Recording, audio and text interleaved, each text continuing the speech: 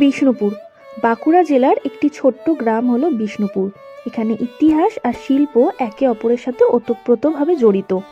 এখানে রয়েছে বিভিন্ন টেরাকোটার মন্দির, যা তৈরি হয়েছিল মল্ল রাজাদের আমলে।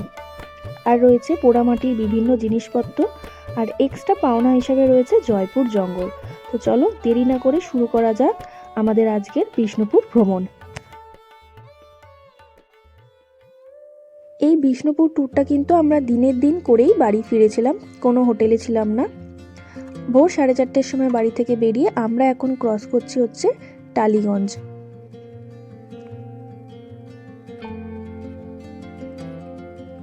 আমরা এখন যাচ্ছি বিদ্যাসাগর সেতু হয়ে। এই বিষ্ণুপুর যাওয়ার জন্য আমরা গুগল ম্যাপে যে লোকেশনটা দিয়েছিলাম সেটা হচ্ছে বনলতা রিসর্ট। বনলতা রিসর্টের ওখানে পৌঁছানোর পর আমরা দিয়েছিলাম বিষ্ণুপুর রাসমঞ্চ, তবে আপনারা ডাইরেক্টও দিতে পারেন বিষ্ণুপুর রাসমঞ্চ।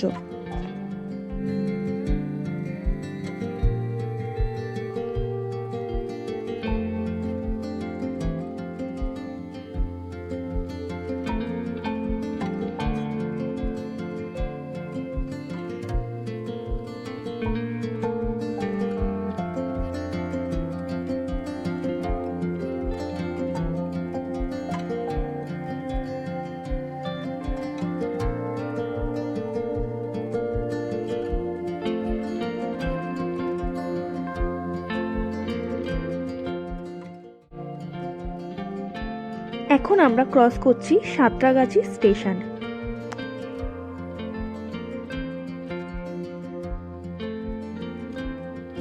সাঁতরাগাছি স্টেশন ক্রস করে আসার পর এই যে রাস্তাটা যাচ্ছে, এই রাস্তাটা কানেক্ট করছে কলকাতা দিল্লি হাইওয়েতে।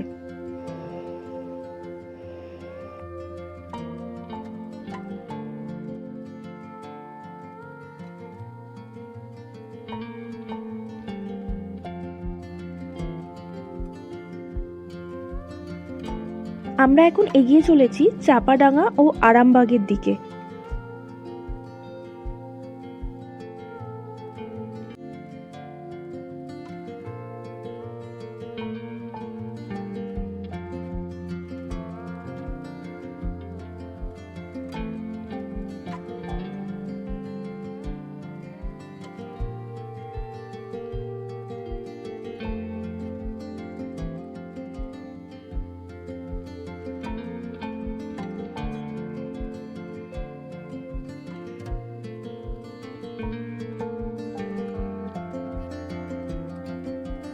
এখন আমরা এন্টার করছি চাপাডাঙ্গায়। রাস্তাটা হচ্ছে স্টেট হাইওয়ে 2। এখান থেকে এগোনোর পর উপরে একটা ব্রিজ উঠে গেছে, নিচে রাস্তা চলে গেছে। এই রাস্তাটা ধরে আমাদের এগিয়ে যেতে হবে।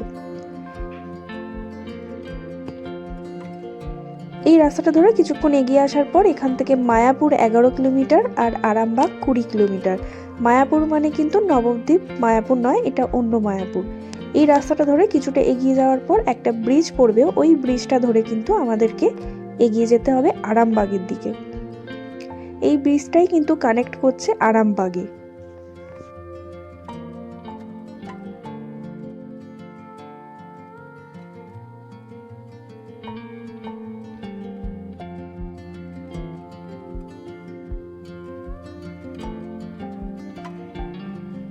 এই আরামবাগ পার করার পর আমরা দাঁড়িয়েছিলাম একটা ছোট্ট টি ব্রেকে।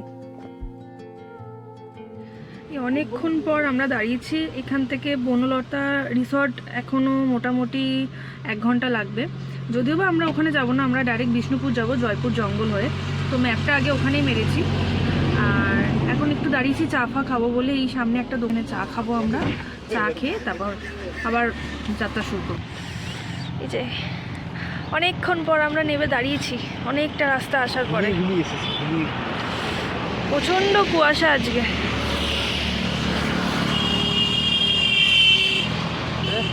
ঠান্ডাটাও খুব। এই যে চায়ের দোকানটা, এই দোকানটায় আমরা এখন যাব চা খেতে। চা খাবো, ব্রেকফাস্টও করব, দেখি কি করা যায়।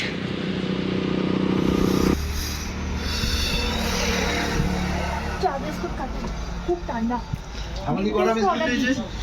একটা 1 2 3 দুটো নিয়েছি, 5টা বিস্কুট।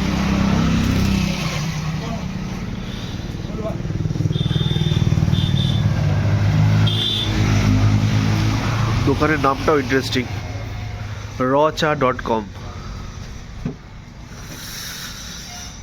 ভালো ঠান্ডা এখানে, বলো? কলকাতায় অতটা ঠান্ডা নেই।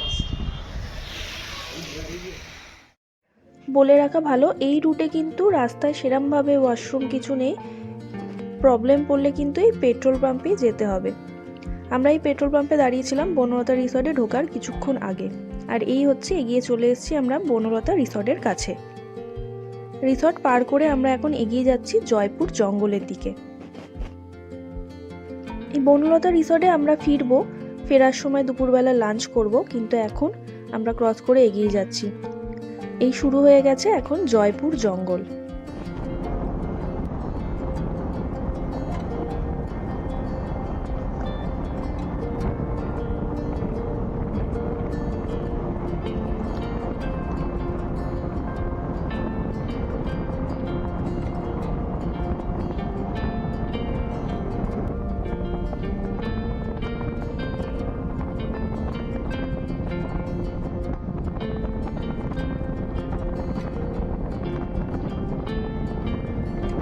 আমরা এখন এসে গেছি জয়পুর জঙ্গলে, বনলতা রিসর্ট ক্রস করে অনেকটা এগিয়ে এসে এখন মাঝামাঝি জায়গায় দাঁড়িয়েছি।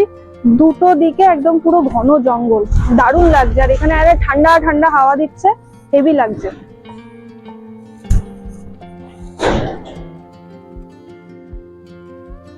অনেক জায়গায় সাইন দেওয়া আছে হরিণ হাতি ক্রসিং এর জন্য।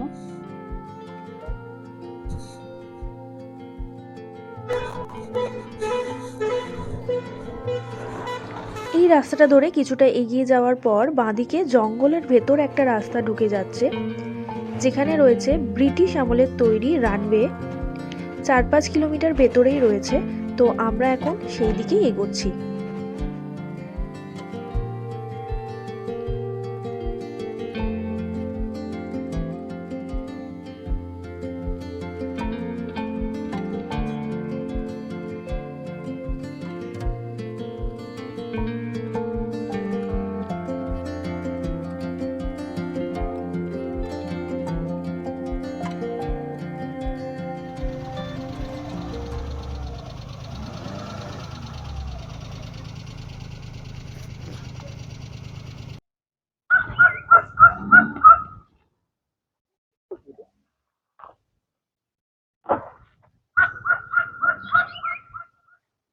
এখান থেকে রানওয়ে তাও মানে মোটামুটি 4 কিলোমিটার।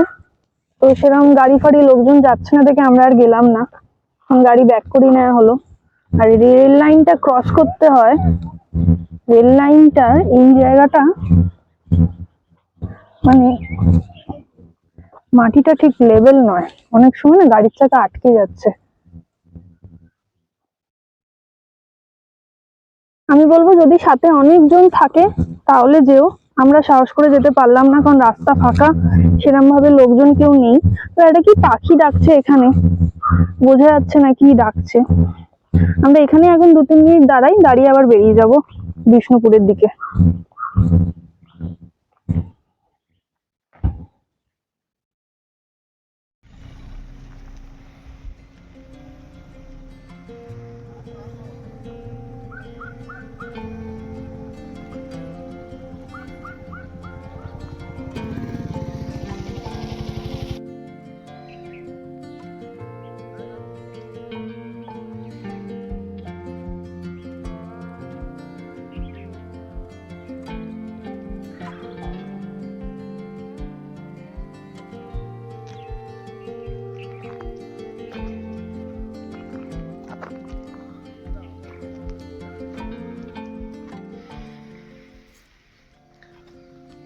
একটা জিনিস বলে রাখা খুব দরকার, এই জয়পুর জঙ্গলে কিন্তু নেট কাজ করে না, সেটা ভীষণ স্বাভাবিক। আর নেটওয়ার্কে কিন্তু থাকে না।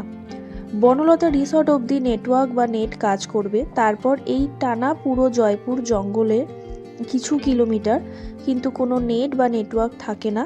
এটা ক্রস করার পর যখন আপনি বিষ্ণুপুর এন্টার করছেন তখন কিন্তু ফোনে আবার নেটওয়ার্ক চলে আসে, নেটও কাজ করে, যেটা আমাদের সাথে হয়েছিল। আমরা এখন এগিয়ে চলেছি বিষ্ণুপুরের দিকে। আর এই হচ্ছে বিষ্ণুপুর ঢোকার গেট। বিষ্ণুপুর এন্টার করার পরে রাস্তার বিভিন্ন মোড়ে দেখবেন গাড়ি পার্কিংয়ের জন্য বলবেন যে এখানে গাড়ি রেখে দিন এবং টোটোয় করে গিয়ে সমস্ত সাইট সিন করিয়ে নিয়ে আসবে। গাড়ি আপনার এখানে থাকবেন। আপনি যদি টোটো করে ঘুরতে না চান, গাড়ি নিয়ে ঘুরতে চান, তাহলে গাড়ি নিয়ে চলে যাবেন। গাড়ি ওখানে রাখবেন না, গাড়ি রাখবেন রাসমঞ্চের কাছে। শুধু এই 100 মিটার মতো রাস্তা একটুখানি সরু পাবেন, আদারওয়াইজ সব জায়গায় গাড়ি নিয়ে যাওয়া যায়, সব জায়গায় পার্কিংও আছে। আমরা চলে কিন্তু এসেছি প্রথমে এখন আপনাকে আসতে রাসমঞ্চের হবে কাছে, এই ওইদিকে রাসমঞ্চের রাসমঞ্চ, উল্টো দিকে কিন্তু এই গাড়ি পার্কিং, আমরা এখানে গাড়ি রেখেছি।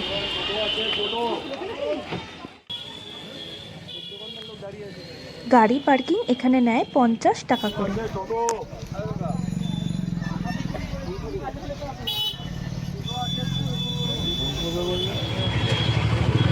এখানে প্রচুর দোকান আছে, আচ্ছা পোড়ামাটির জিনিস পাওয়া যায়। চলো, পরপর অনেকগুলোই দোকান আছে না এখানে? হ্যাঁ হ্যাঁ, দেখিনি, আগে ফেরার সময় দেখবো।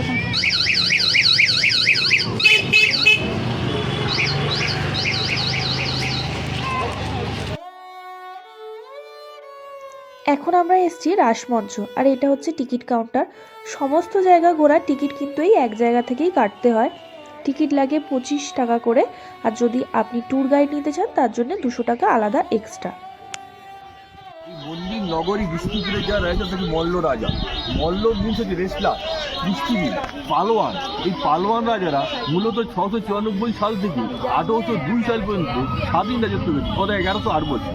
এই 1108 বছর স্বাধীন রাজত্ব করতে এসে তারা বেশিরভাগ করেছে মন্দির। তো মন্দির তৈরি করতে যারা কি তারা জিনিস তৈরি করেছিলেন। এইটা কিন্তু কোনো বিগ্রহ একটা মূর্তির জন্য মন্দির নয়, এটা মঞ্চ, স্টেজ, প্যাভিলিয়ন, রাসমঞ্চ। তো এই মঞ্চটা 1587 মল্ল রাজাদের 49তম রাজা বিরামি তৈরি করেছে। মাকড়া পাথর বা লেটেস্ট মূর্তি দিদির উপর তার মোটামুটি ইট দিয়ে তৈরি, তার কথা বুঝছি মাকড়া পাথর বা লেটেস্ট তৈরি, আর উপরে ইট দিয়ে তৈরি। এটা 3টা স্থাপত্য আছে। একদম যে উপরে দেখতে হচ্ছে পিরামিড, বিশেষ করে স্টেট পিরামিড। মধ্যে ছিল বাংলা চলে বেঙ্গলি হাট, বেঙ্গলি হাটের মধ্যে 4 মধ্যে গোচাল, একটা শব্দ উপরে উঠে বলবে।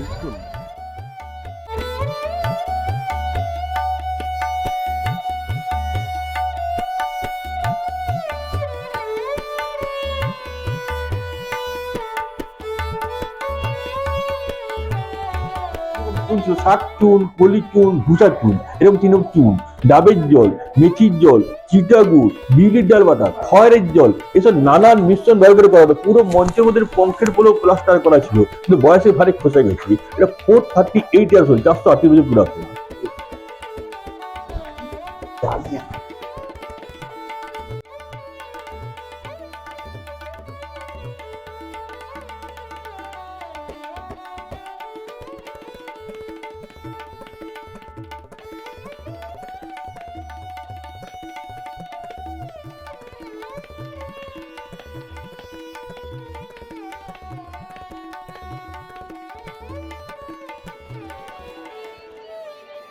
আমরা এখন চলে এসেছি শ্যামরায় মন্দির দেখতে।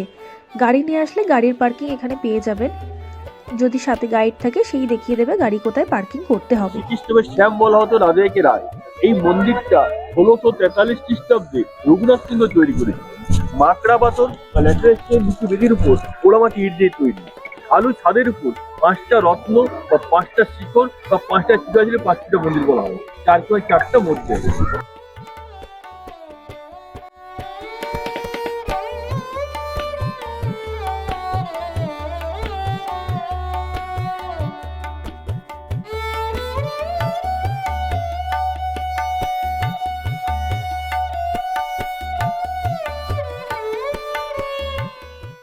এই শ্যামরায় মন্দিরের বাইরে ও ভেতরে যে খোদাই করা কাজগুলো আপনারা দেখছেন তা হচ্ছে রাসলীলা, ফুলকারি কাজ ও রামায়ণ মহাভারতের বিভিন্ন দৃশ্য খোদাই করে এখানে করা হয়েছে।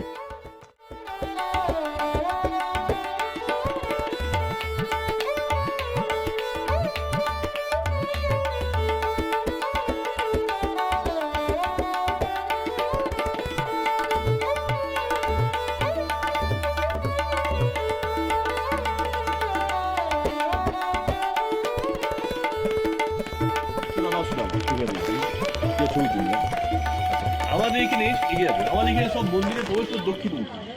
সব মন্দিরগুলো আছে। এন্ট্রান্স হচ্ছে দক্ষিণমুখী। এই দক্ষিণমুখী প্রবেশ পথের বাসার পথে একটি লিপি, এই লিপি দেখে আমরা বলতে পারি কোন রাজা কোন সময় করেছিলেন। এটা পালি বা প্রাকৃত ভাষা বা ওল্ড বেঙ্গলি স্ক্রিপ্টে লেখা আছে। এটা শিলালিপির কাজ, পুরো মন্দির টেরাকোটার কাজ, কিন্তু পাথর দিয়ে করা স্যান্ডস্টোন। এটা ভলকেন স্টোন, নিচে কালো কালো পাথর নিচে ভলকেন স্টোন এখানে লিখেছিলাম। এটা ভলকেন স্টোন মানে স্যান্ডস্টোন। ঠিক আছে, আসুন। আর এইদিকে দেখুন একেবারে সেম করার জন্য সেই রাস্তাকে করে দুদিকে সেম করে লেফট রাইট সেম করার জন্য করা হয়েছে। আসুন চলে আসুন।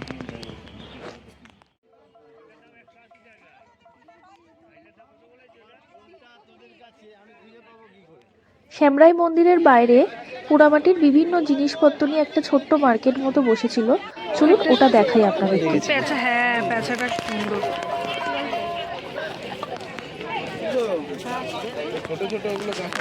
এই আমরা একটা শাক নিয়েছি, এরকম শাক বড় সাইজের নিয়েছি, আমাদের পড়েছে 280 বলেছে, 220 দিয়ে নিয়েছি।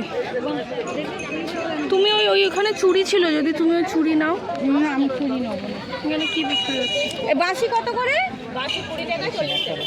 20 টাকাটা কোনটা? এটা মুড়তে হবে না, এটা মুড়তে হবে, এখানে মুড়ে। এগুলো নেবেন যে এগুলোটা? আমরা ওইগুলো নিলাম। কত বললো টোটাল সব তিনটে মিলে? 450। জলে করলে কিছু হবে না?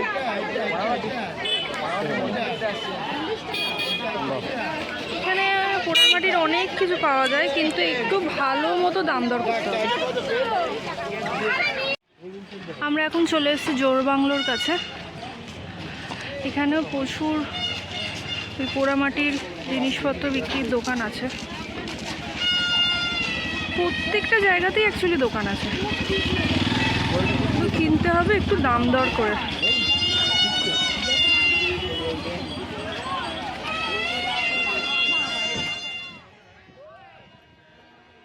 ওই রঘুনাথ সিংহ তৈরি, যিনি শ্যামরাই করে তিনিই তৈরি করেছেন। মাকড়া পাথর বা ল্যাটেরাইট স্টোন উঁচু বেদির উপর পোড়ামাটি ইট দিয়ে তৈরি। দুটো বাংলার চালাকি একত্রিত করে মধ্যে তুলে জোড় বাংলা বলে। অ্যাকচুয়ালি কেষ্টরাই মন্দির শুধু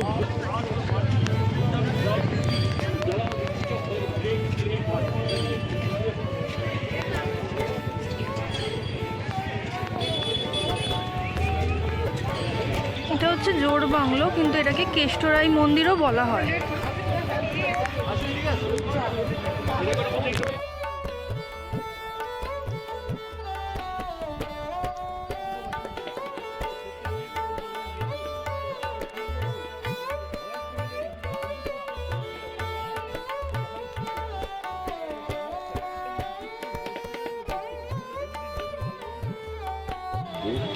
এই এখান থেকে শুরু করে পুরো ঘুরতে যত দেখাচ্ছি রামের জন্ম থেকে পুরো রামের জন্ম থেকে রামের বনবাস একদম পুরো খোদাই করা আছে। মানে নৌকো, তারপরে একটা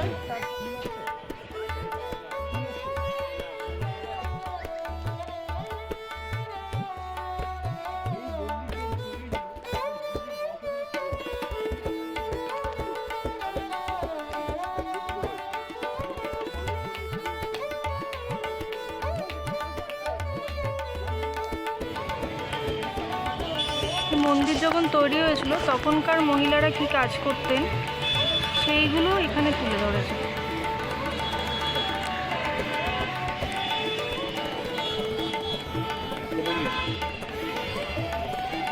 এই হচ্ছে সেই 2 নম্বর লাইনটা, যেখানে এখানকার যে মহিলারা ছিল তখন কি কাজ করতেন, কিরমভাবে জীবনযাপন করতেন সেটা সমস্তটা তুলে ধরেছে।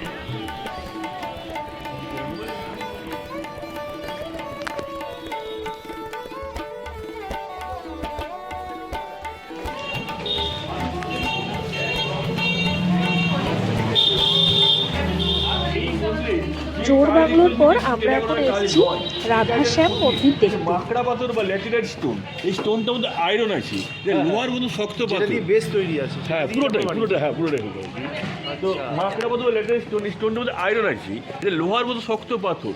এই লোহার মতো শক্ত পাথরকে প্রথমে কেটে কেটে ঘোড়া বা মানুষের আকৃতি করা হয়েছে, তার মধ্যে চোখ মুখ চাবুক করা হয়েছে, পঙ্কের পোলো প্লাস্টার করেছিল। আচ্ছা, ওগুলো থেকে আরো বেশি আরো কঠিন কাজ।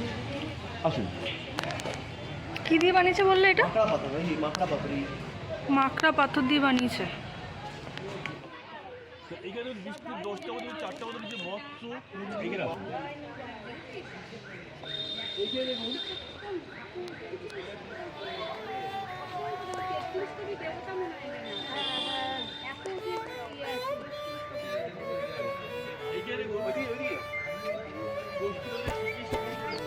আর অষ্টদশ রাধা।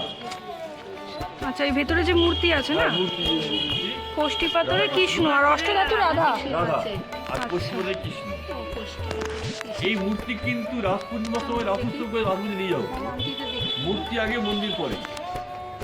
আচ্ছা, মন্দির সদস্য আধার তৈরি এটা হচ্ছে নাট মঞ্চ। মনে আছে? 17 মনে আছে?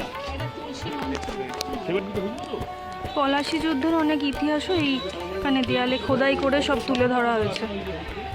পিছনে দেওয়া দেখুন অনন্ত সজ্জায় বিষ্ণু মহালক্ষ্মী বাড়ি ভিতরে দেওয়া এটা আমরা দেখতে পাই। মহালক্ষ্মী এখন বাড়ি আর এইটা হচ্ছে তুলসী মঞ্চ।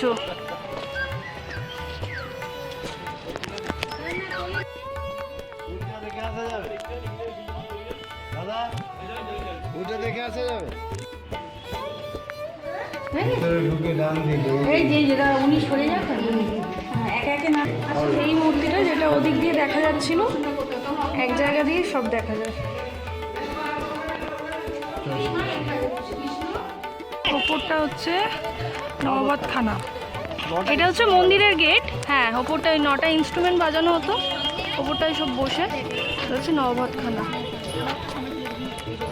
যেহেতু 9টা ইনস্ট্রুমেন্ট বাজানো হতো তাই নহবতখানা বলা হয়।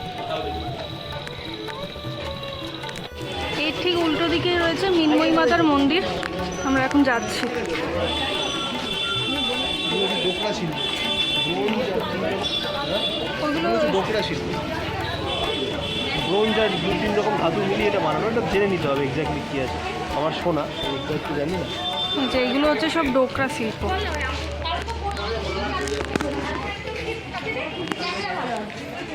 বিষ্ণুপুরের কিছু জিনিস ফেমাস। এক হচ্ছে পোড়ামাটির কাজ, 2 ডোকরা শিল্প, 3 নম্বর হচ্ছে বালুচুরি শাড়ি। এই হচ্ছে মন্দির।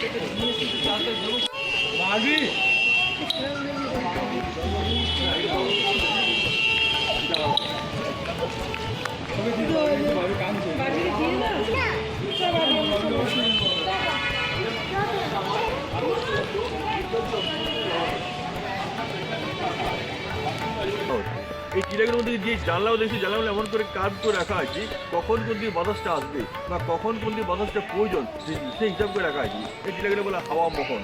একটি রাস্তা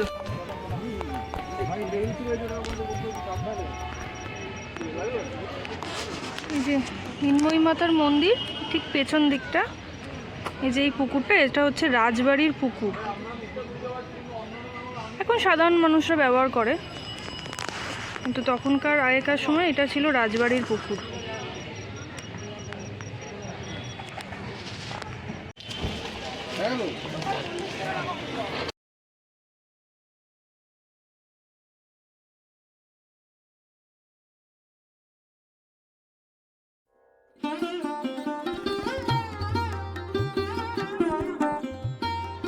আমরা এখন মিনময়ী মাতার মন্দির দেখার পর এসছি রাধালালজির মন্দির দেখতে, যেটা মিনময়ী মাতার মন্দির একদমই কাছে রয়েছে।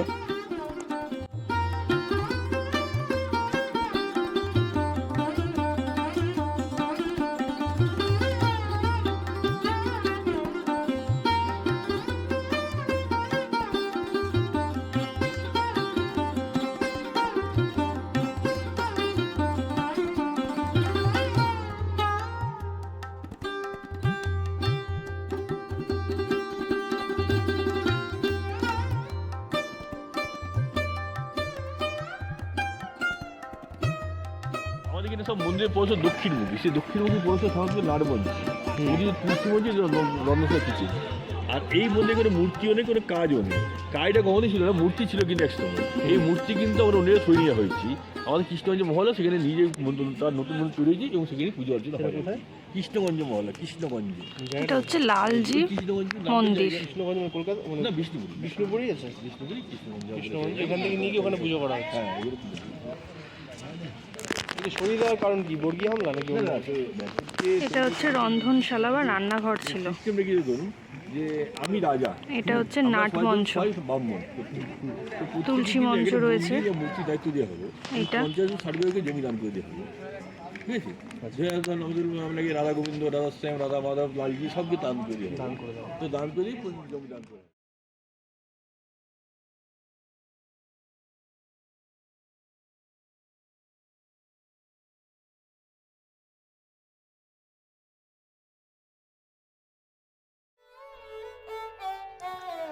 রাধালালজির মন্দির থেকে বার হয়ে ঠিক তার পাশে রয়েছে বড় পাথর দরজা।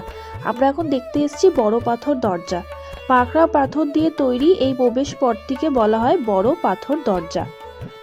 সপ্তাদশ শতকের মধ্যভাগে মল্ল রাজা বীরসিংহ তৈরি করিয়েছিলেন এই দরজা।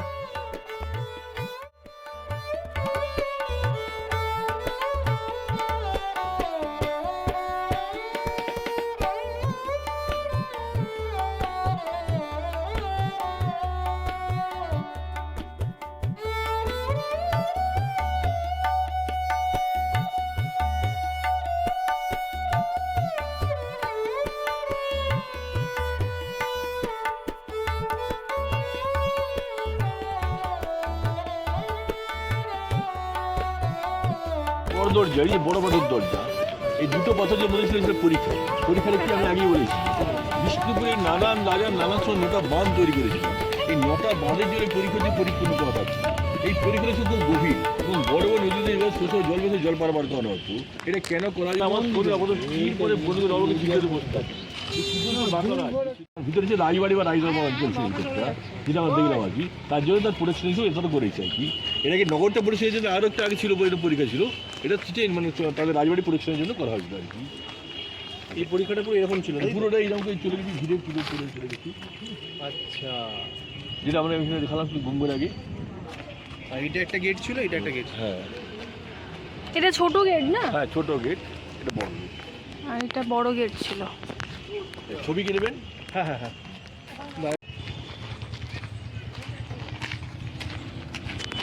এই রাস্তা দিয়ে বুঝলেন বুঝলেন, তো বলে দিন।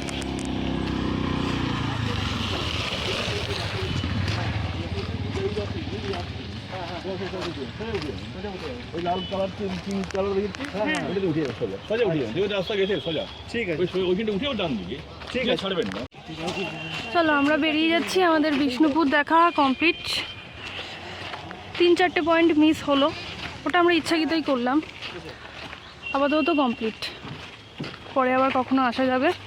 যা দেখলাম ভালোই লাগলো। কেমন লাগলো তোমার? খুব ভালো লাগলো। অনেক একবার কিছু- আসতে হবে, কারণ অনেকগুলো পয়েন্ট দেখা বাকি। হ্যাঁ, ধীরে ধীরে কতটা ভালো হচ্ছে, ডেভেলপ হচ্ছে।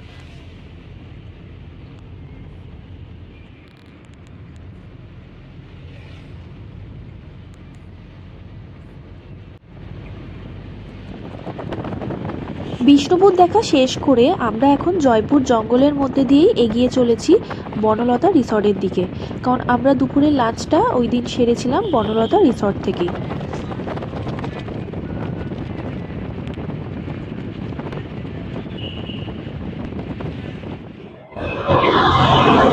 আমরা এখন যাচ্ছি বনলতা রিসর্টে দুপুরের লাঞ্চটা সারতে। প্রচুর গাড়ি লাইন, প্রচুর গাড়ি, প্রচুর মনে হচ্ছে ভিড় আছে। দেখা যাক। এর কিছুটা আগে আরেকটা রিসর্ট আছে বনশ্রী, ওখানেও অনেকে লাঞ্চ করে। দেখা যাক কতক্ষণ ওয়েটিং হয়।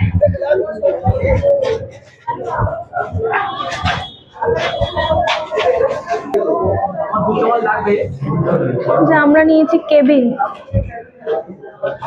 কেবিনে 200 টাকা এক্সট্রা চার্জ পড়ে। যে মেনু কার্ড দেখা হচ্ছে এখন।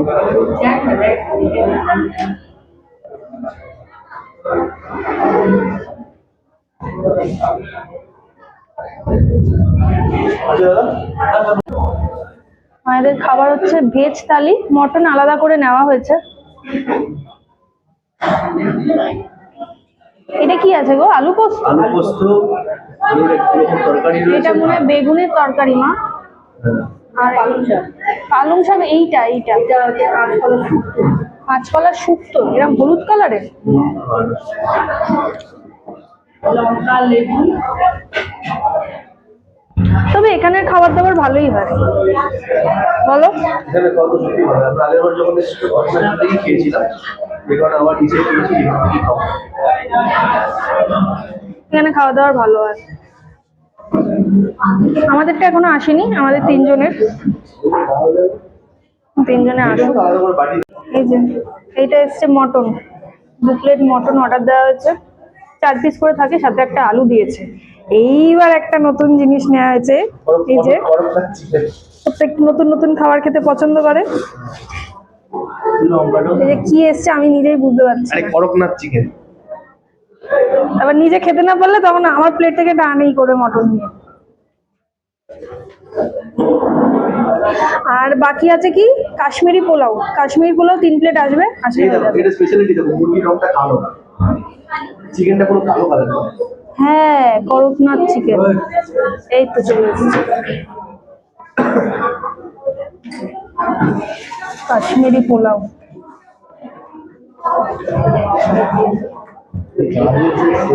কেমন খেতে কাশ্মীরি পোলাওটা? কেমন বল, তুই আমাকে বলছিলিস তো হেভি খেতে। এখানে কাশ্মীরি পোলাওটা খুব মানে দারুণ, পুরো একদম ঘিয়ের গন্ধ বেরোয়। চলো এবারে খাওয়া স্টার্ট করি। কেমন এখানে কাশ্মীরি পোলাও নিচের কোয়ান্টিটিটা অনেকটা, দুজনের হয়ে যাবে। আর আমরা নিয়ে ফেলেছি 3 প্লেট। লাস্টে দেওয়া আছে পায়েস। পায়েস অ্যাকচুয়ালি ওদের থালির সাথে ছিল, চাটনি পায়েস, তা আমরা আমাদেরকেও দিয়েছে। আর এইটা নিয়েছে আলাদা করে রাজভোগ।